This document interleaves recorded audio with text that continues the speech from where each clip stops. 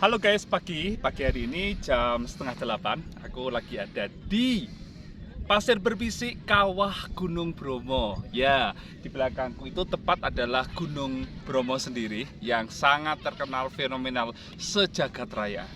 Dan gunung itu adalah Gunung Batok.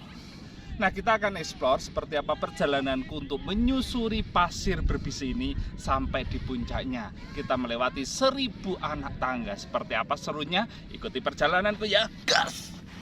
Sahabat, selamat datang di channelku Peter Sahabat Kamu. Jangan lupa untuk subscribe dan nyalakan loncengnya. 2329 meter di atas permukaan laut, inilah puncak Gunung Bromo.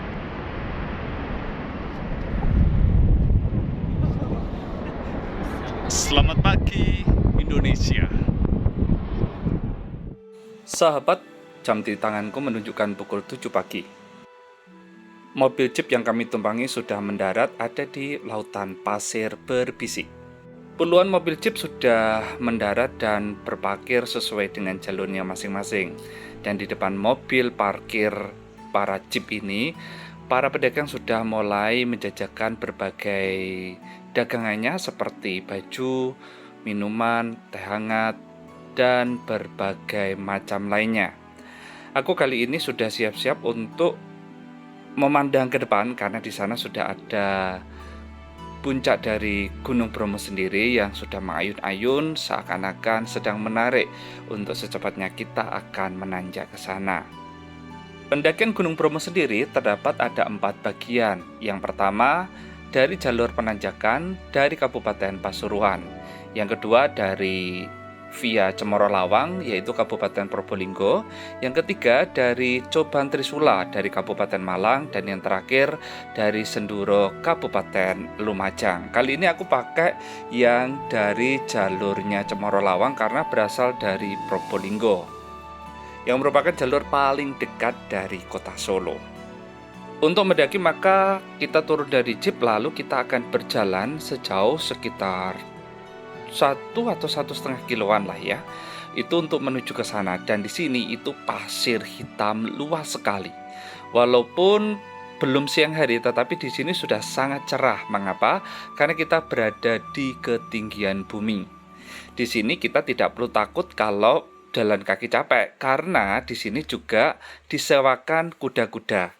Bukan kuda-kudaan ya, tapi memang kuda beneran ya teman. Satu kuda dari sini sampai di bawah kaki Gunung Bromo itu seharga Rp100.000. Itu nanti ada pemandunya. Jadi kita tinggal nengkrik di atas kuda dan tinggal jalan ya. Nah, ini ada tulisan ayo kita jaga keindahan Gunung Bromo. Kalau tidak kita, ya siapa lagi? Kalau tidak mulai sekarang, ya kapan lagi? Walaupun pagi kawan, ternyata ada juga yang sudah pulang. Mungkin mereka sudah datang sekitar pukul 5 pagi ya untuk melihat sunrise. Sedangkan aku di part yang kedua, apapun yang pertama sudah mencari untuk sunsetnya ada di Penanjakan Cinta atau Bukit Cinta. Nah, kali ini kita akan explore untuk perjalanan ini. Ketika berjalan kita tahu ya bahwa di Gunung Bromo ini sendiri dihuni oleh penduduk sekitar yaitu dari suku Tengger. Kebanyakan suku Tengger mereka memiliki kepercayaan sebagai umat Hindu dan di dekat Bromo ini sendiri ada tempat peribadatan yang disebut dengan Pura Luhur Poten Gunung Bromo yang terletak di tengah lautan pasir Gunung Bromo, menjadi salah satu tempat beribadah suku Tengger untuk memuji Ida Sang Hyang Widi Wasa sebagai manifestasi Dewa Brahma. Teman-teman, asal nama Gunung Bromo sendiri berasal dari kepercayaan warga umat Hindu di sekitar. Masyarakat percaya bahwa Gunung Bromo meninggalkan jejak Dewa Brahma. Selain itu, mereka percaya bahwa Gunung Bromo adalah tempat bersemayam dewa yang melindungi mereka, yaitu Dewa Brahma, Dewa Wisnu, dan Dewa Siwa. Jadi tahu kan, pada dasarnya gunung ini disebut sebagai gunung suci karena berasal dari sebutan Brahma, sehingga menjadi Gunung Bromo. Masyarakat suku Tengger sendiri berada di kawasan Gunung Bromo berasal dari legenda Roro Anteng dan Joko Seger yang diyakini sebagai asal-usul nama Tengger, yaitu Teng dari nama Roro Anteng dan Ger berasal dari Joko Seger. Gunung Bromo sendiri ini termasuk gunung aktif level 2 ya guys, jadi memang sangat berbahaya tetapi tidak terlalu berbahaya. Gimana bahasanya ya? Oke, kali ini aku sudah jalan mendaki dan pendakian yang aku daki ini adalah tempat di mana erupsi dari Gunung Bromo sendiri menjadi sisa-sisa yang menyisakan pasir di lerengnya. Selama 2 dekade ini, Gunung Bromo telah meletus sebanyak 3 kali, yaitu tahun 1995, tahun 2000, tahun 2004, dan tahun 2019. Harapannya sih jangan meletus lagi ya. Ketika aku menyusuri jalan pendakian ini, maka masih terlihat sekali guratan-guratan dari lava pijar yang mengalir dari atas sampai ke bawah. Pagi ini aku jalan ketika memang beberapa hari yang lalu itu hujan, jadi tanahnya cukup ketep gitu ya, artinya tidak banyak debu. Tetapi kalau ini musim kemarau, aku pikir pasti debu akan banyak berterbangan ketika kita jalan. Jadi lebih baik untuk pagi hari ketika masih udara tenang, kita bisa naik mendaki sehingga kita mendapatkan udara yang cukup bersih. Selain itu juga kalau kita naik guys, kita perlu membawa air minum ya, walaupun memang di atas disediakan para penjual ya. Tetapi kalau di jalan ini kita butuh asupan minum, boleh sih untuk dibawa. Sepanjang jalan kita akan disuguhkan dengan ornamen-ornamen dari dinding-dinding pasir yang ada di pendakian ini. Itu sangat indah sekali ya. Dan kita juga bisa pilih jalan, ada yang di tengah seperti ini, terus ada yang berjalan di samping tebing sebelah kiri ataupun tebing sebelah kanan. Jadi ini adalah tebing asli, guratan-guratan dari sisa-sisa longsor. Memang sedang diperbaiki untuk kegiatan aktivitas wisata ini. Tapi secara keseluruhan memang ini adalah bekas dari lava. Nah, kalau kita itu pagi yang cerah gini, beruntung sekali sih kita bisa menyaksikan juga Gunung Batok yang ada di sebelah barat mestinya. Gunung Batok ini sangat mempesona sekali, tepat ada di samping dari Gunung Bromo. Dan suasana benar-benar menginspirasi keindahan alam bumi Indonesia tercinta. Oke kawan, aku sudah ada di pos dari perhentian kuda-kuda.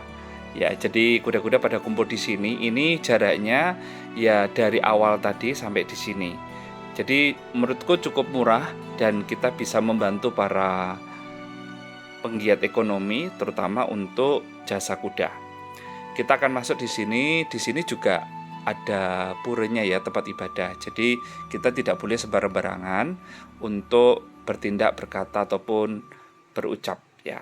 Di sini juga ada penjual berbagai merchandise seperti bunga edelweiss, terus ada rumput-rumputan dan dias dengan berwarna-warni. Sebentar lagi kita akan mendaki anak tangga. Nah, anak tangga ini jumlahnya tepatnya adalah 250 anak tangga. Tetapi karena kelihatan menenggak dan tinggi, nyebutnya adalah 1000 anak tangga. Apakah kaki kita kuat? Pelan-pelan saja ketika naik.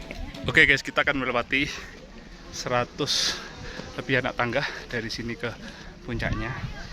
Ini perlu tenaga ekstra ya, tapi di tengah-tengah ada shelternya untuk beristirahat. Oke, ikuti aku sampai di puncak kawah.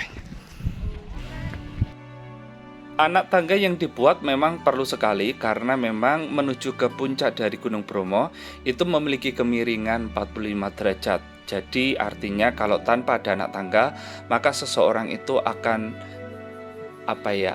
terguling atau gelondor gitu ya. Akan terjatuh dan berguling-guling, akan koprol. Tetapi dengan adanya anak tangga, ini kita akan memudahkan untuk naik. Teman-teman semuanya tidak perlu takut karena anak tangganya dibuat 2 sap ya, ada yang naik dan ada yang turun. Kalau lelah ada shelter di sebelah kiri kanan, jadi tidak perlu takut kalau kecapean. Turunnya pun juga seperti itu, ada anak tangga yang ditempatkan untuk shelter. Walaupun memang tinggi, tapi bagi yang takut ketinggian di sini sudah ada pagar. Jadi tinggal pegang-pegangan. Kalau lelah, istirahatlah sambil minum ataupun nyemil snack apa yang dibawa. Di sini suara gemuruh sekali ya dari kawah.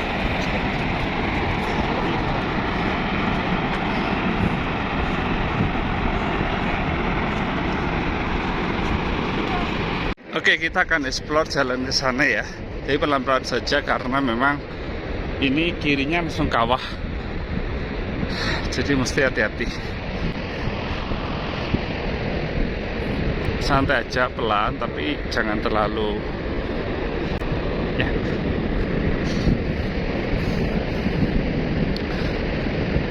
Wow.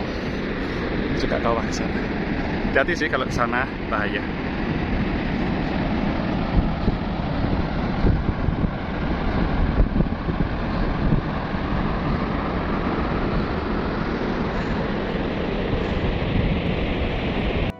Oke kawan, aku tinggalkan di sisi sebelah kanan atau sisi sebelah barat, aku menuju ke sebelah timur. Di sini itu ada pagar-pagar pembatas antara pengunjung yang ingin melihat kawah, kaldera dari Kawah Bromo sendiri. Jadi jangan sampai ke tengah ataupun turun dari lereng ataupun dinding kawah karena sangat berbahaya sekali. Setiap detik ini awan dari dalam kawah itu keluar. Dan ini kalau kita tidak hati-hati, kita bisa aja masuk ke lerengnya itu. Sehingga kita harus pastikan untuk berpegangan dan jangan merasa wah aman-aman saja ya, tapi tetap harus hati-hati. Kawan-kawan kalau kesini juga jangan takut kalau ini berbahaya atau tidak ya, meletus atau tidak. Jadi dipastikan kalau kita kesini itu pasti aman karena memang dari bawah sudah ada seismograf untuk menunjukkan bahwa Gunung Bromonya ini meletus atau tidak, siaga atau tidak, itu sudah ada. Jadi jangan takut dan aman-aman saja karena banyak sekali pengunjung yang ini erupsi nggak ya atau nanti meletus nggak ya. Jadi itu cukup aman ya teman, karena memang sudah akan ada warning dari bawah ketika terjadi tanda-tanda erupsi. Nah, kebanyakan juga di sini tuh saya lihat beberapa orang selfie tapi menghadap membelakangi kawah. Masalahnya itu harus hati-hati karena kalau kita tepat di pinggir tanpa ada pagar itu sangat berbahaya sekali. Kadang kan kita kayak beliang gitu kepala dan itu kalau muter itu bisa berbahaya. Makanya tetap harus hati-hati. Kalau mau selfie di depan pagar aja mungkin lebih aman. Kalau yang tidak ada pagarnya, cukup untuk jalan dan menikmati alam seperti yang sedang aku lakukan.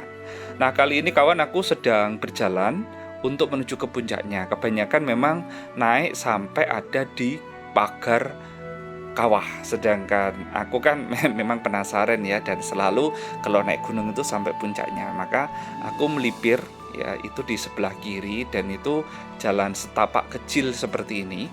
Aku sarankan kalau naik ke sini memang yang tidak takut ketinggian gitu. Terus hati-hati jangan banyak gaya, istilahnya itu jangan main di pinggir gitu ya. Tetapi tetap berjalan sesuai dengan peraturan yang ada. Selain itu kalau kita menuju ke puncak, kita harus melihat dengan arah angin. Kenapa? Karena asap dari uap Gunung Bromonya ini ya, itu akan mengarah kemana. Biasanya juga mengandung belerang. Nah, kadang kita tidak tahu belerangnya setebal atau sebahaya apa. Jadi kalau umpamanya memang sudah mulai mengarah ke kita, cepat-cepat untuk turun menuju ke shelter bawah. Kali ini aku cukup aman karena angin menuju ke sana dan beberapa rekan ini pengunjung lain juga sedang menggunakan drone untuk mengambil gambar dari atas.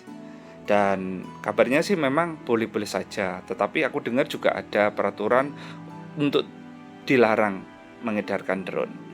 Ya, yang penting buatku adalah bagaimana bisa menikmati alamnya.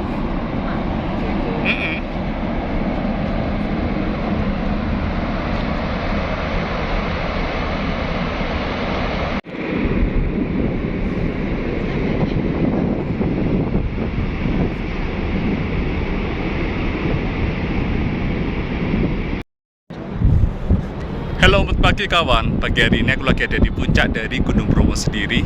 Itu ketinggiannya 2329 meter di atas permukaan laut. Kita masih lihat ada galeri-galeri di belakang tentang erupsi dari Gunung Bromo sendiri. Basecamp ada di belakang dan ini adalah kawahnya sendiri.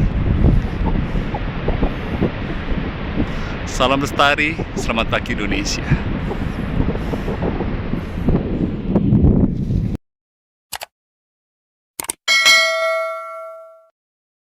Sahabat, inilah part 3ku dalam pendakian Gunung Bromo. Setelah ini aku akan berikan tips-tips bagaimana ketika kita naik di sebuah gunung. Aku ucapkan terima kasih kebersamaannya. Sampai jumpa.